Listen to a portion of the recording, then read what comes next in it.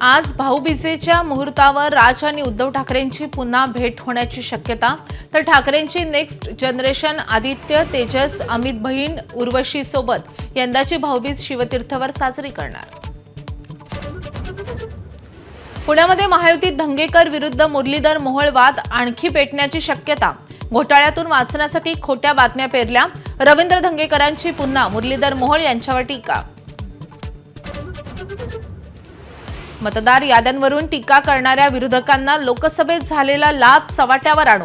अनौपचारिक गप्पांमध्ये मुख्यमंत्री फडणवीसांचं वक्तव्य। जोगेश्वरीमधील जेएमएस बिझनेस सेंटरला भीषण आग विझवण्याचे शर्थीचे प्रयत्न सुरू। कल्याणमध्ये फटाक्यांच्या खरेदीवरून झालेल्या वादातून 2 गटांमध्ये तुफान राडा।